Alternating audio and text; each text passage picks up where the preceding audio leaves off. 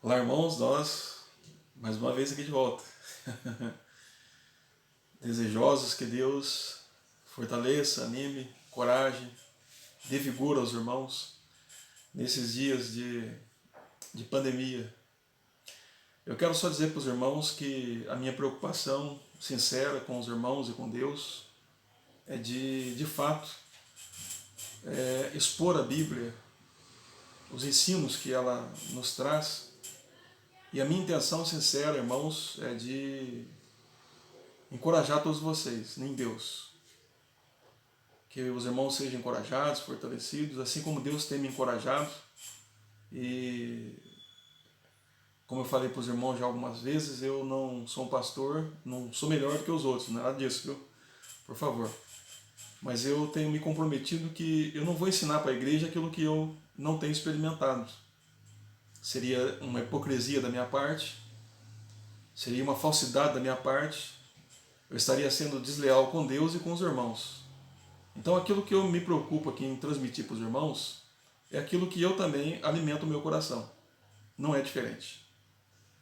Então todo o meu esforço aqui é para que os irmãos sejam edificados, sejam encorajados nesses dias que nós estamos enfrentando.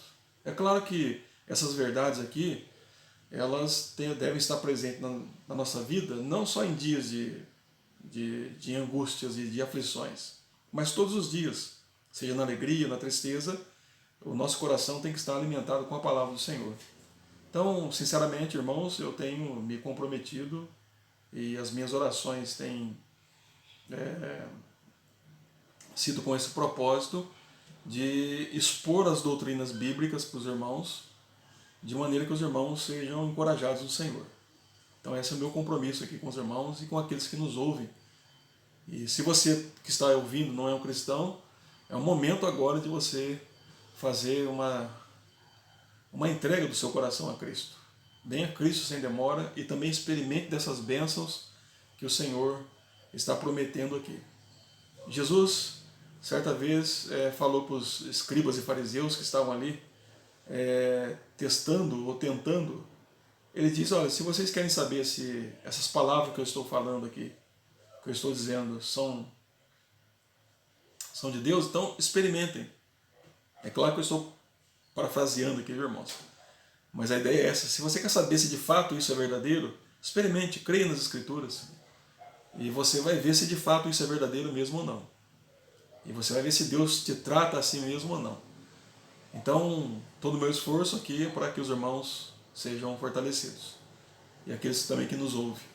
E, naturalmente, meu desejo, a minha oração, é que se alguém entre aqueles que estão ouvindo esses áudios, ou esses vídeos, né, não crê no Senhor Jesus, venha a Cristo sem demora. Creia nele conforme diz as Escrituras. E experimente daquilo que a Bíblia está prometendo para aqueles que são filhos do Senhor. Então nós vamos continuar aqui a nossa exposição em Isaías 43. Eu estou aqui tirando os pontos doutrinários desse texto e aplicando também a nós, como crentes verdadeiros, e na certeza que também as promessas elas foram feitas para nós. Então aí no capítulo 43 de Isaías ainda, no verso de número 7, é um verso glorioso que diz assim: a todos que são chamados pelo meu nome, os que criei para a minha glória, e que formei e fiz. Que texto maravilhoso isto. Vamos entender esse texto aí. Ele diz assim, lá em cima ele diz, filhos e filhas que estão nas extremidades da terra. Aí Deus fala que ele vai juntar desde o Oriente até o Ocidente, e desde as extremidades da terra, verso 5 e verso 6. Então ele fala assim, então a todos que são chamados pelo meu nome. Então chamados pelo meu nome são esse povo que está espalhado e que Deus vai trazer, né, de todos os cantos da terra. Ele diz aí então, a todos que são chamados pelo meu nome. Veja a intimidade que Deus estabelece com esse povo, porque o texto diz que esse povo que foi escolhido de todos os povos da terra, eles recebem sobre eles agora o nome de Deus. Os irmãos devem se lembrar que na medida que Israel sai do Egito e vai caminhando para a terra de Canaã, quando o povo cananeu sabe que esse povo estava vindo para Canaã, fala que o coração deles se derreteu como se fosse água, de tão apavorados e amedrontados que os cananeus ficaram com relação a Israel. E quando Raabe, ela então guarda aqueles espias lá, ela esconde aqueles espias lá na casa dela, lá em Jericó, ela fala assim: nós temos ouvido e visto que o vosso Deus é Deus nos céus e Deus na terra. E ela compreendeu que Deus estava com Israel. E isso trouxe grande pavor para eles. E para ela também.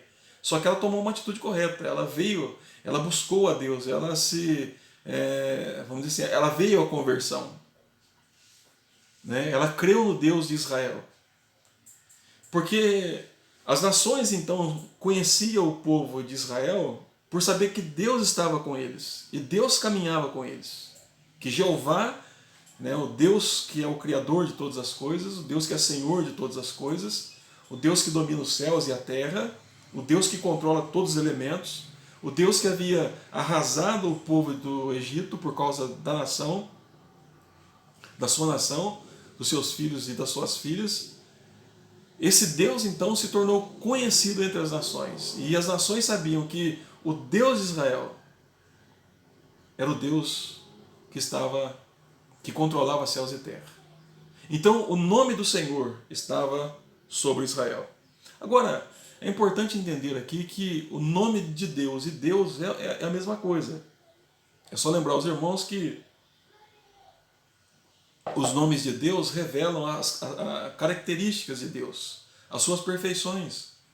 Então, como nós falamos aqui, a palavra Senhor, que está aí na sua Bíblia como em letra tudo maiúscula, né? Senhor, significa então o Deus da aliança, o Deus redentor, o Deus que governa e reina sobre todas as coisas, o Deus que se faz presente no meio do seu povo, né? O Deus todo-poderoso. Então, as nações olhavam para Israel e viam: essa nação é a nação do Deus todo-poderoso, Senhor dos céus e da terra. Então, é um povo que havia recebido o seu nome, a marca de Deus estava sobre ele. Então isso aqui é glorioso porque também a igreja, ela recebe o nome de Deus. Lá no Novo Testamento, como nós falamos em vídeos passados, os irmãos vão se lembrar que Paulo, quando estava perseguindo a igreja, Jesus fala assim: Saulo, Saulo, por que me persegues? Mas Saulo estava perseguindo a igreja. Mas para mostrar que a igreja agora faz parte de Deus, do corpo de Cristo, e que ela pertence a Deus e que o nome do Senhor está sobre a igreja, para mostrar que Deus é aquele que possui a igreja para si mesmo. A igreja é uma posse de Deus, é uma propriedade de Deus, ela pertence a Deus. Então, Jesus pergunta para Paulo: por que me persegues? O nome de Deus está sobre você também, que é um cristão. Na Efésios é dito que nós somos selados com o Espírito Santo da promessa. Naturalmente, irmãos, os crentes são conhecidos no mundo pelo Deus que eles servem. O nosso comportamento deve refletir isso. As nossas palavras, as nossas atitudes, elas devem refletir essas características de Deus em nós, para mostrar que Deus é um Deus que caminha conosco e que nós somos um povo que pertencemos ao Deus Criador. Então, o nosso comportamento deve falar muito a respeito do Deus que nós servimos. Então, o texto diz que o nome do Senhor então estava sobre Israel. Isso é muito confortante. Isso é muito animador para nós que somos crentes verdadeiros. Por saber que nós somos posse de Deus, que nós pertencemos a Deus e que Deus então colocou sobre nós o seu nome. E que nós seremos conhecidos e somos conhecidos pelo Deus que nós servimos. Aqui então Deus está mostrando que Ele estreitou os laços de comunhão com este povo. E assim também conosco como crentes verdadeiros em Cristo. Então você foi chamado, meu irmão, minha irmã, não é para ter uma vida medíocre, não. Você não foi chamado para viver uma vida depressiva, uma vida de coitadinho. Não, você é filho de um Deus todo-poderoso, do Criador dos céus e da terra, que Ele colocou o seu nome sobre você. colocou seu nome sobre você. Eu falei aqui também em vídeos passados que aqui no Brasil é muito natural, como em outras partes do mundo. Hoje se perdeu um pouco isso, mas é natural que os pais, quando registram seus filhos, eles colocam seu nome sobre seus filhos. Para mostrar o quê? Que além de ser posse, além de ser uma propriedade, também há um vínculo, há um relacionamento profundo entre essas pessoas. Eu me lembro de um pastor uma vez, que o filho dele, talvez num período de rebeldia, né, começou a chamar ele pelo nome dele, né? E ele disse que chamou o filho no quarto, sentou com ele e disse: filho, você é a única pessoa deste mundo que pode me chamar de pai. Porque eu sou seu pai. Você recebe sobre o seu nome o meu nome. Nós temos um vínculo, nós temos um relacionamento. Você é a única pessoa que pode me chamar de pai. Então por isso não me chame pelo nome, me chame de pai. E nós como crentes, irmãos, não é diferente. Nós podemos chamar Deus de pai. E Deus nos trata como filho e nos chama de filhos. Com certeza na glória, irmãos, com certeza na glória eterna, quando o novo céu e a nova terra vir, e nós então adentrarmos nesse novo céu, nessa nova terra, nós vamos ouvir isso da parte do Senhor: vinde a mim, filhos amados. Eu não sei como vai ser isso, né, mas eu fico pensando de vez em quando comigo. Até eu comentei aqui com a minha família que uma das coisas que Deus permitindo fazer isso, que eu quero fazer é dar um grande abraço em Cristo. Sentir o seu cheiro, sentir os seus braços ao meu redor. Eu fico assim, ansioso por esse dia, né? Então, e sei que quando Cristo me abraçar, eu estarei sendo abraçado pelo Pai e pelo Espírito Santo. E sei que serei abraçado como um filho amado. Não porque eu sou merecedor disso, porque eu sou um pecador como qualquer um outro, digno da ira do Senhor, da ira de Deus.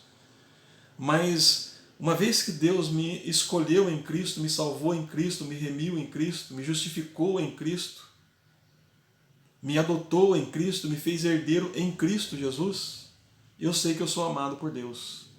E eu sei que um dia eu vou poder então sentir esse abraço de uma maneira muito mais plena, e não que eu já não sinta hoje isso. Eu percebo isso dia a dia, Deus me carregando, me conduzindo como um filho. Eu não tenho dúvidas disso. Eu percebo isso nos detalhes da minha vida. Deus cuidando de mim, me amparando e me livrando de problemas, que até muitas vezes eu mesmo que arrumo esses problemas, mas Deus está cuidando como um filho. Então isso é muito confortante para nós como crentes. E com certeza, irmãos, e todos os crentes podem dizer a mesma coisa que eu estou dizendo aqui, porque é verdade, é real isso. Nesses dias eu tenho me sentido abraçado por Deus. E tenho, como se pudesse ouvir audivelmente, é claro que eu falo isso pela fé, Deus dizendo: olha, você é meu filho, você é alvo do meu amor, eu estou cuidando de você, fique tranquilo. Então veja aí que Deus coloca o seu nome sobre nós, para mostrar então o nosso relacionamento íntimo com Ele. Nós pertencemos a Ele, somos propriedade dEle, somos posse dEle. E nós desfrutamos então desse direito de tratá-lo como nosso Pai, e na certeza que, como um Pai que ama, Ele está cuidando de nós. Ele está cuidando de nós. Então ele diz aí: todos que são chamados pelo meu nome. Ele fala assim: e os que criei para a minha glória. A palavra criar aqui é a mesma palavra usada lá em Gênesis. Os estudiosos costumam dizer que é um verbo usado no cal, perfeito. E a gente não vai entrar aqui nos detalhes, mas é um verbo usado para Deus e só para Deus. De criar do nada, esse poder que Deus exerceu na criação de todas as coisas, Ele cria todas as coisas do nada. Então esse verbo é usado para Deus quando fala que Deus está criando. Isaías, quando fala lá no capítulo que estou criando novo céus e nova terra, é o mesmo verbo usado lá né, em Gênesis capítulo de número 1, quando diz no princípio criou Deus os céus e a terra, e esse verbo é usado para Deus e somente para Deus. Então ele fala assim, que criei. Então veja bem que isso aqui demonstra então o domínio que Deus tem, que Deus me criou, Deus nos criou para Ele. Agora eu quero chamar a atenção dos irmãos aqui, porque importante, quando nós falamos da eternidade de Deus, nós estamos dizendo que Deus não tem começo e não tem fim. E que Deus não está limitado ao tempo. Antes da criação, meu irmão e minha irmã, Deus já sabia quem você era. Já te conhecia. E por que Ele te conhecia? Porque Ele propôs no seu próprio coração de criar você. Então, quando Deus quis te criar, Ele te imaginou. É claro que eu estou usando aqui uma linguagem limitada para Deus. Não tem como a gente falar diferente, né? Até para nós podermos entender. E o próprio Deus, para se fazer entender, Ele, vamos dizer assim, ele veio até nós, né, e falou em linguagem humana para nós podermos entender.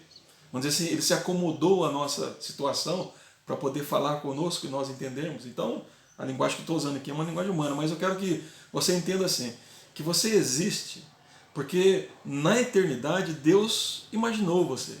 Deus pensou você. Deus pensou você. E no tempo que Deus determinou, Deus te criou, te trouxe à existência. Porque você era um projeto dele. Assim como eu sou. E Deus criou você para ser filho dele. Que coisa fantástica essa, não é?